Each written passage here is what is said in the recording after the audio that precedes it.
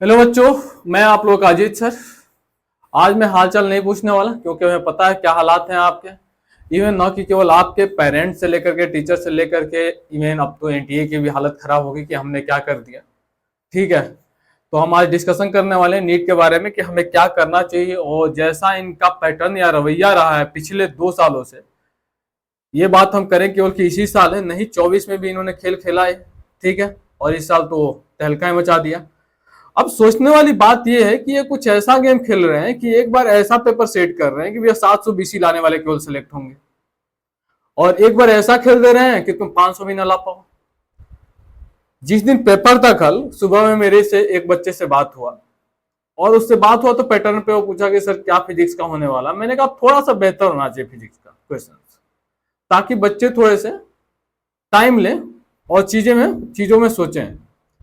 लेकिन हमने इतना एक्सपेक्ट नहीं किया था कि ऐसा पेपर आ जाएगा कि जिन बच्चों के 660 बन रहे थे, या फिर पहले के जो एग्जाम्स दिए थे 24 में 23 में, जिनके 620 15 ऐसे नंबर आए थे, वो बच्चे 500 के लिए सोच रहे हैं भाई।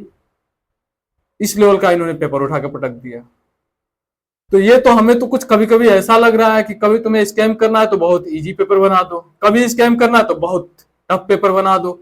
दोनों तरीके से स्कैम कर लेते हैं। किसको पता चल रहा है? 510-20 पे कटाव लेकर के आ गए, कर लिए उसमें। तो कुल मिला के ये सोचने वाली बात है कि आखिर ऐसा हो क्यों रहा है। इलॉजिकल एकदम पैटर्न बन रहा है ना भाई।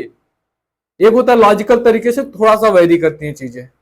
एक बार कटाव जा रहा है 670-80, ठीक है, फिर आगे एकाएक 550 540, कटाव तो नीचे जाना ही वाला है पक्का, और थोड़ा बहुत नहीं 110 120 130 ऐसे नंबर नीचे जाने वाले हैं।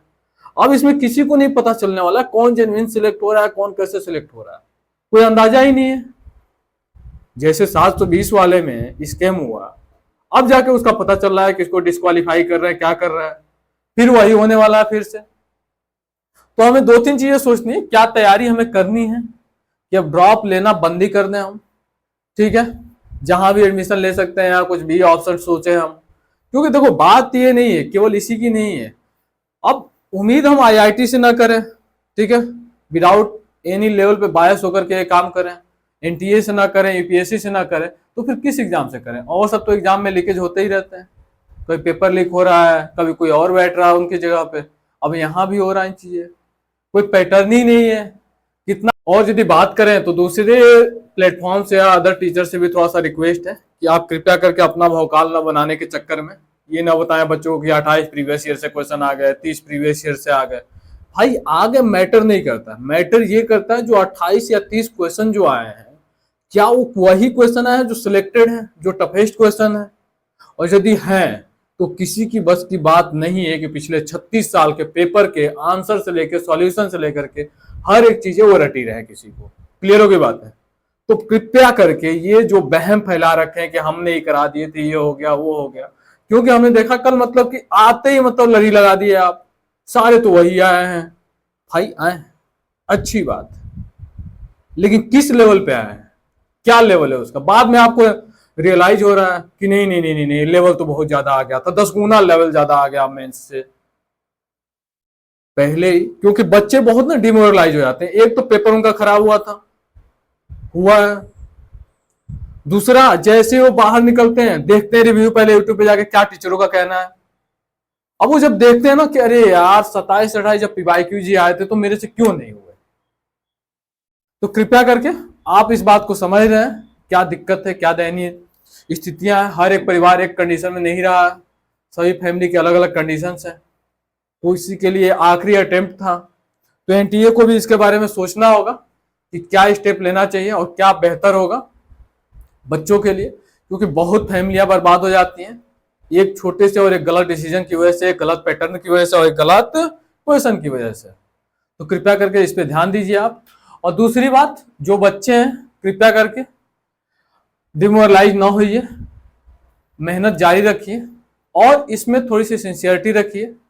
जो भी हुआ अब जैसा भी हुआ उसको अब बदला नहीं जा सकता है। अब बदला भी जाएगा तो सबके लिए बदला जाएगा, जो भी पैटर्न एनटीए ने, एनटीए जो भी अपना क्या लेती है स्टेप लेती है इसमें। अदरवाइज ऐसा नहीं है कि एकदम ही छोड़ देना है कि नहीं अब तो मेरा ये आखिरी है, अंत है, यही रात अंतिम, यही रात भारी, ये वाला कंडीशन नहीं रखना। आगे भी सोचना है, यदि आपको लग रहा है लड़ सकते हो, लड़ने की हिम्मत है, और क्यों नहीं होगी भाई, मेडिकल फील्ड जब चुने हो तो फिर क्यों नहीं लड़ोगे, लड़ना ही है। तो शुरू करिए चीजों को, ठीक है, बहुत पैनिक नहीं होना। और पेपर है, थोड़ा सा तो चेंजेज होते हैं, लेकिन इतना चेंजेज उम्मीद नहीं की जा सकती थी। तो ठीक है, मैं यहीं से कह करके विदा लेता हूँ आप लोगों से। आगे के कुछ और पेपर्स होंगे, कुछ लोग और भी फॉर्म भरे होंगे, तो कृपया करके उन तैयारी में लग जाइए आप, और लगे रहिए सिंसियरली सिंसियरली, और वेट करिए क्या होता है इसमें, देखते हैं हम। और जो भी अपडेट होगा हम आपके सामने रहेंगे, और हर एक तरीके से। Thank you, bye bye, tata, take care.